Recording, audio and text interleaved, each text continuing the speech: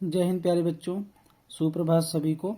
प्यारे बच्चों, मैं आप लोगों को आज लेसन प्लान बताने जा रहा हूँ। ठीक है, तो स्टार्ट करते हैं। सबसे पहले प्यारे बच्चों, यहाँ पर विद्यालय का नाम लिखा जाएगा। तो जिस विद्यालय में आपकी ट्रेनिंग लगी रहती है उस विद्यालय का नाम हम लोग यहाँ पर सबसे ऊपर लिखते हैं। फिर उसके बाद जिस कक्षा में पढ़ाने के लिए आप जाएंगे कक्षा लिखेंगे, विषय लिखा जाता है। कई कई उप विषय भी लिखे जाते हैं, जैसे गणित में आप रेखा गणित पढ़ा रहे हैं या बीज गणित पढ़ा रहे हैं तो उप विषय के रूप में भी आप लिख सकते हैं। कालांश कौन सा है, मतलब घंटी कौन सी लगी हुई है, तो तीसरी है। अवधि 35 मिनट की टीचिंग होती है, कहीं कहीं 40 मिनट का भी होता है, तो जिस अनुसार आपकी वहाँ पर घंटी रहेगी उतना आप लिखेंगे। यहाँ पर दिनांक 2/12/2022 है। ठीक, प्रकरण तो चतुर्भुज का आज प्रकरण आप लोगों के सामने बताने जा रहे हैं, इसको ध्यान से समझिएगा। सबसे पहले हम लोग यहाँ पर लिखेंगे सामान्य उद्देश्य। ठीक, सामान्य उद्देश्य प्यारे बच्चों जो भी बनता है वो विषय से संबंधित बनता है और ये सामान्य उद्देश्य कभी भी परिवर्तित नहीं होते हैं। ठीक, तो पहला सामान्य उद्देश्य है विद्यार्थियों को गणित विषय का ज्ञान देना। ठीक, जब भी टीचर पढ़ाएगा तो उस विषय का उसको बच्चों को क्या करेगा, ज्ञान देगा। विद्यार्थियों को दैनिक जीवन में गणित विषय के सामान्य अनुप्रयोग से परिचित कराना। ठीक, उसके पश्चात क्योंकि जो पढ़ाया जा रहा है उसका बच्चा अपने दैनिक जीवन में भी उपयोग कर सके। विद्यार्थियों में गणित विषय में तर्क शक्ति का विकास करना, तर्क कर सके, चिंतन कर सके, ऐसा कहीं ना कहीं एज ए जो विषय टीचर है वो चाहेगा कि बच्चों में ये चीजें डेवलपमेंट हो। ठीक, उसके पश्चात है छात्रों में गणित विषय के प्रति सही दृष्टिकोण एवं रुचि उत्पन्न कराना। ठीक है, अब उसके पश्चात है प्यारे बच्चों छात्रों में गणित विषय में मानसिक शक्ति का विकास कराना। नेक्स्ट है छात्रों में गणित विषय में निरीक्षण करने की शक्ति का विकास कराना। ठीक, उसके पश्चात है छात्रों में गणित विषय के परीक्षण विषय में चिंतन का विकास कराना। ठीक है, किस तरीके से परीक्षण किया जाता है उस विषय में भी बच्चों को चिंतन विकसित कराना है। छात्रों को भौतिक तथा रासायनिक वातावरण के बीच संबंध को बताना। ठीक है, क्योंकि जिस परिवेश में रह रहे हैं उससे और जहाँ पर वो पढ़ने के लिए आया है वहाँ पर, जैसे कह सकते हैं विद्यालय भी एक सामाजिक वातावरण है, तो वहाँ के बीच में दोनों के बीच में संबंध स्थापित कराना भी टीचर कहीं ना कहीं बताएगा बच्चों को। ठीक है, ये और भी बहुत सारे सामान्य उद्देश्य बना सकते हैं आप, कम से कम 10-12 आप बना लीजिए यहाँ पर। और जितने भी बनेंगे सब क्या होंगे, गणित विषय से। देखिए गणित विषय लिखा हुआ है तो सभी क्या बनेंगे, विषय से संबंधित बनेंगे। ठीक है, जैसे हम कह सकते हैं कि छात्रों को गणित विषय में कल्पना शक्ति, तर्क शक्ति और खोज करने की, जैसे फार्मूले होते हैं, सूत्र होते हैं, तो उनको खोज करने की का भी विकास कराना। तो ऐसी चीजें भी आप नेक्स्ट पढ़ा सकते हैं। ठीक है, अब उसके पश्चात है प्यारे बच्चों विशिष्ट उद्देश्य। विशिष्ट उद्देश्य जो भी निर्धारित किए जाते हैं वो आपके प्रकरण से संबंधित होते हैं, टॉपिक से संबंधित। मतलब आपका जो प्रकरण है चतुर्भुज, अब जितने भी विशिष्ट उद्देश्य बनेंगे वो चतुर्भुज से संबंधित बनेंगे प्यारे बच्चों। ठीक है, तो अब इस विशिष्ट उद्देश्य में मेगर ने बताया कि व्यवहारिक रूप से लेखन जब हम करते हैं तो उसको 3 रूपों में करते हैं। कहीं कहीं आपको बुकों में 4 रूपों में, 5 रूपों में देखने को मिलेगा, जिसमें ज्ञानात्मक, भावात्मक, क्रियात्मक, विश्लेषण, संश्लेषण उद्देश्य भी देखने को मिलेंगे। लेकिन अधिकतर जो प्रयोग किए जाते हैं वो ज्ञानात्मक उद्देश्य, भावात्मक उद्देश्य और क्रियात्मक उद्देश्य के अंतर्गत किए जाते हैं। ठीक है, तो यहाँ पर कक्षा शिक्षक जब चतुर्भुज पढ़ाने के लिए जाएगा प्यारे बच्चों, तब वो चाहेगा कि मेमोरी स्तर पर बच्चों को क्या क्या चीजें डेवलपमेंट हो जाए। ठीक है, तो पहला जब वो पढ़ाएगा तो छात्र चतुर्भुज को परिभाषित कर सकेंगे। यहाँ पर जो क्रिया सूचक तत्व होते हैं ना, उसी के आधार पर हम ये चाहते हैं कि बच्चों को ये चीजें डेवलपमेंट करा लें। तो यहाँ पर अधिकतर जब हम पढ़ा लेते हैं बच्चों को तो वो क्या होते हैं ना कि अपने जो पढ़ाया गया उसको जान लेते हैं, समझ लेते हैं, तो ये चीजें कर लेते हैं। तो जैसे छात्र चतुर्भुज को परिभाषित कर सकेंगे। ठीक है, अब उसके पश्चात देखिए, छात्र चतुर्भुज के अंतःकोणों को बता सकेंगे। ठीक है, बता भी पाएंगे, अगर टीचर पढ़ाया है तो परिभाषित भी कर लेगा और बता भी सकेगा। ठीक है, अब उसके पश्चात है बोधात्मक उद्देश्य। बोधात्मक उद्देश्य मेमोरी लेवल से थोड़ा सा ऊपर बच्चों का डेवलपमेंट होता है, जैसे हम लोग कहते हैं अंडरस्टैंडिंग लेवल पे पहुंच जाता है। तो यहाँ पर हम क्या करते हैं कि ऐसा उद्देश्य बनाते हैं जो बच्चों में थोड़ी सी मेमोरी से ऊपर की क्षमता डेवलपमेंट हो ना। तो यहाँ पे जो होता है, बच्चा व्याख्या करना सीख जाता है, उदाहरण देना सीख जाता है, वर्गीकरण बनाना सीख जाता है, तुलना करना सीख जाता है, अंतर करना सीख जाता है, ये सारी चीज़ें कहीं ना कहीं कर पाता है। ठीक है, तो यहाँ पर बनाया गया है पहला, छात्र चतुर्भुज के उदाहरण को समझ सकेंगे। दूसरा, छात्र चतुर्भुज के प्रकार बता सकेंगे, कितने प्रकार का होता है। ठीक, और उसके पश्चात है प्रयोगात्मक उद्देश्य। तो प्रयोगात्मक उद्देश्य में बच्चों को जो सीखा हुआ है उसको व्यवहारिक जीवन में कैसे प्रयोग करेंगे, उसको कहीं ना कहीं अप्लाइड के रूप में किया जाता है या क्रिया कराया जाता है, एक्शन कराया जाता है। तो यहाँ पर देखिए, छात्र ने बनाया है कि छात्र चतुर्भुज का अनुप्रयोग कर सकेंगे। ठीक है, उसके पश्चात है छात्र चतुर्भुज के प्रकारों का प्रयोग अपने दैनिक जीवन में कर सकेंगे। ठीक है, अब उसके पश्चात प्यारे बच्चों जो हेडिंग रहेगी वो है सहायक सामग्री। सहायक सामग्री में ध्यान दीजिएगा कि आप कभी भी आप ब्लैक बोर्ड मत लिखिएगा, डस्टर मत लिखिएगा और मार्कर नहीं लिखिएगा, क्योंकि उस कक्षा में कहीं ना कहीं सामग्री वो उपलब्ध होता है। लेकिन यहाँ पे देखिए लिखा गया है लपेट श्यामपट। लपेट श्यामपट जो होता है वो रोलिंग बोर्ड होता है, वो अलग से बच्चे श्यामपट सारांश लिखने के लिए यूज करते हैं, तो इसको हम सहायक सामग्री में लिख सकते हैं। अब जैसे चार्ट पे चतुर्भुज बना करके लाया गया है, दिखाया गया है, तो ये चार्ट लिखा गया है और दृश्य के रूप में प्रयोग कराया गया है, बताया गया है कक्ष में ही, तो दरवाजा लिखा गया है। ठीक है, तो ये सहायक सामग्री के रूप में लिखी जा सकती हैं और लिखा भी गया है। ठीक, पूर्व ज्ञान, छात्र रेखाखंडों व चतुर्भुज के बारे में सामान्य जानकारी रखते हैं। ठीक है, क्योंकि पहले से कक्षा अध्यापक को पता है कि बच्चे का प्रीवियस नॉलेज क्या है, तो ये लिखा गया है। ठीक, अब उसके पश्चात स्टार्ट होगा पाठ प्रस्तावना के प्रश्न।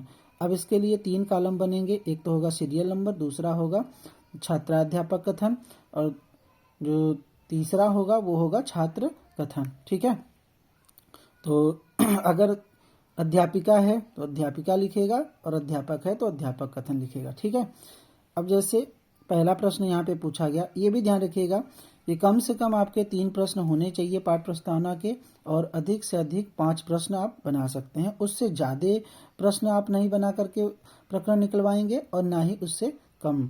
ठीक, तो 3 प्रश्न से कम नहीं होने चाहिए और 5 प्रश्न से अधिक नहीं होने चाहिए, ये भी ध्यान रखिएगा।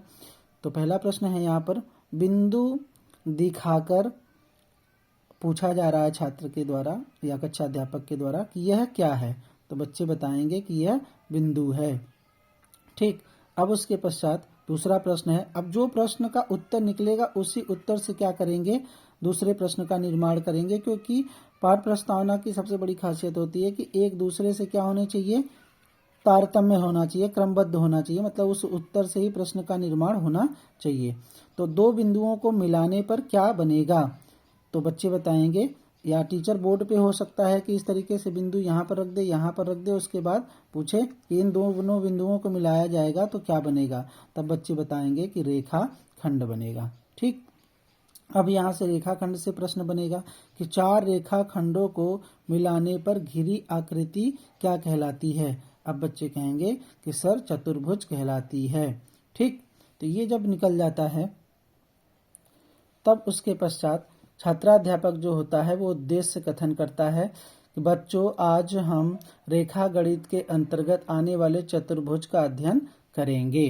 ठीक, अब उसके पश्चात प्रस्तुतिकरण किया जाएगा छात्राध्यापक के द्वारा। अब प्रस्तुतिकरण करने के लिए अब देखिएगा कि आप अपनी फाइल पे ये 4 कैटेगरी बनाएंगे, जिसमें पहली बनाएंगे थोड़ी सी पतली रहेगी, इसको हम लोग बोलते हैं शिक्षण बिंदु, छात्राध्यापक कथन, दूसरा बनेगा सारणी के अंतर्गत, और उसके बाद छात्र कथन, अब उसके पश्चात शिक्षण विधि कौन सी है, कौन सी शिक्षण विधि अपनाई जा रही है। अगर बीच बीच में आप कोई सहायक सामग्री का यूज कर रहे हैं तो देखिए आप लिख लगा हुआ है, यहाँ पर शिक्षण सहायक सामग्री भी आप लगा सकते हैं, ठीक है, चिपका भी सकते हैं।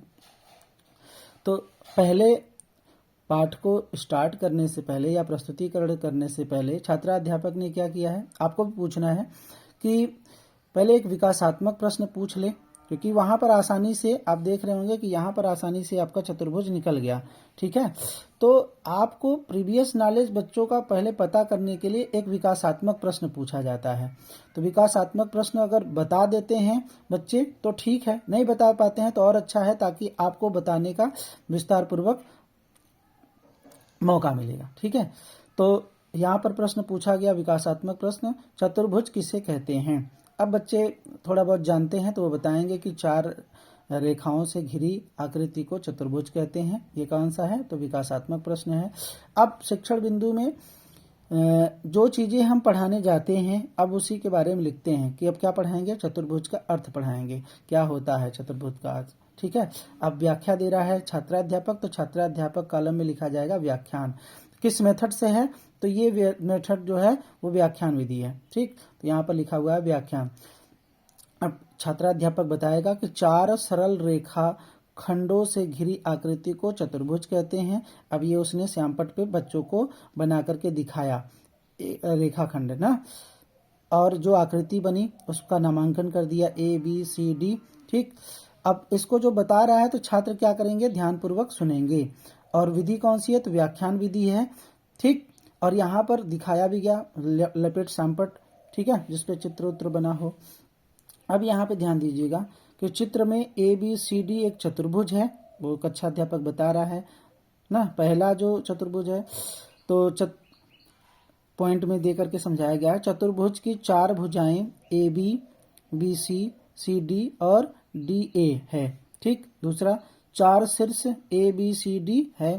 तीसरी चीज 4 कोण A, कोण B, कोण C, कोण D है, ठीक। इसी चित्र से ही बच्चों को समझाया जा रहा है। चौथी पॉइंट की समझाएगा कि भुजा AB, AD, भुजा AB, ठीक है, और BC, भुजा BC, CD तथा भुजा CD, DA परस्पर लगे हुए हैं, ठीक है, या लगे हैं। इन्हीं को आसन्न या संलग्न भुजा कहते हैं।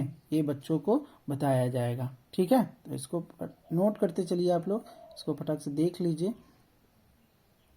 एक निगाह में, ठीक।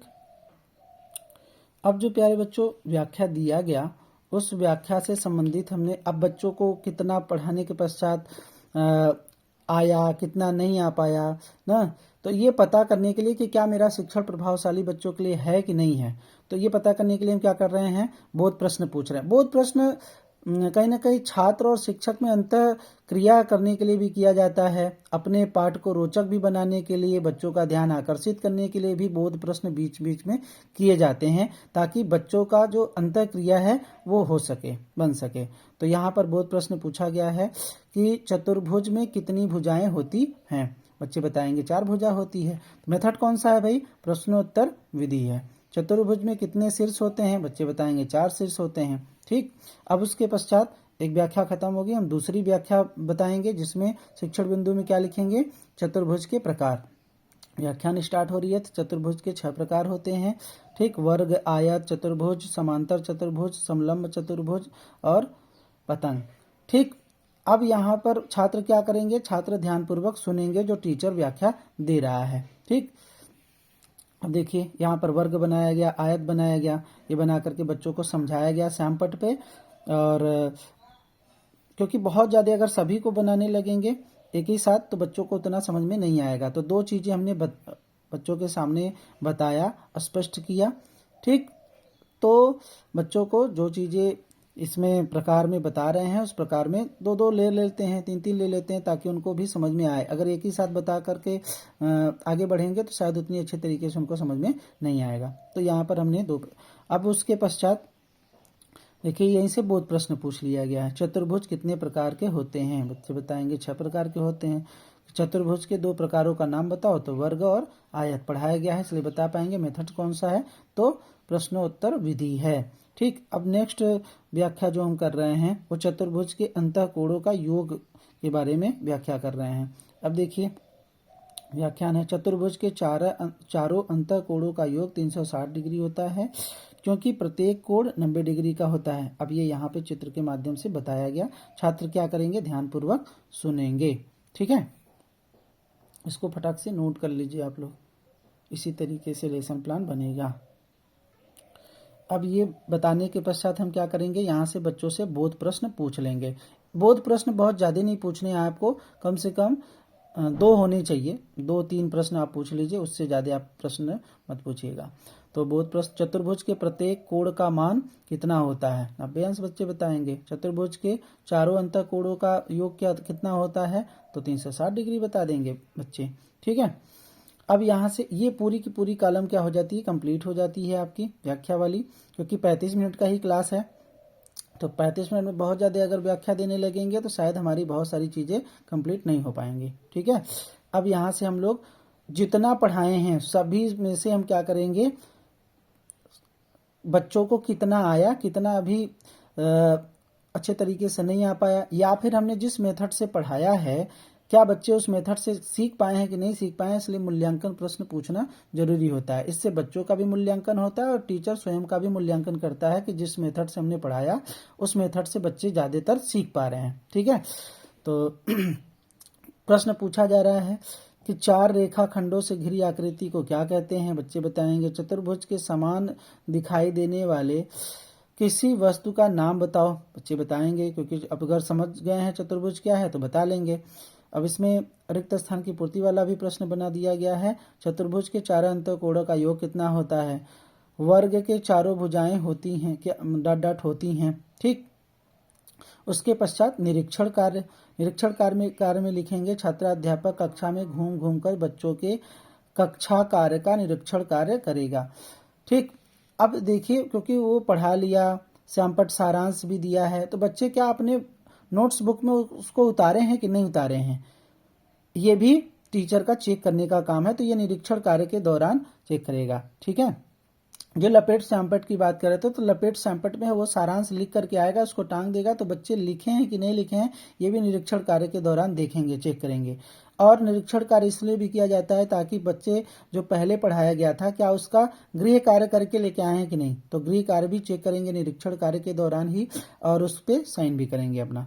ठीक, अब उसके पश्चात प्यारे बच्चों गृह कार्य दिया जाएगा। गृह कार्य देने के लिए देखिए आप ध्यान दीजिएगा कि मूल्यांकन में एक चीज ध्यान रखिएगा कि जो प्रश्न आप बोध प्रश्न में पूछ चुके हैं वो प्रश्न मूल्यांकन प्रश्न में आप दोहराएंगे नहीं। ठीक, अपने अब यहाँ पे गृह कार्य में क्या होता है, अपने से टीचर क्या करता है, कुछ प्रश्न देता है जो किताबों टॉपिक से रिलेटेड होगा लेकिन किताबों में नहीं होगा। ठीक है, चतुर्भुज किसे कहते हैं, उदाहरण सहित बताइए।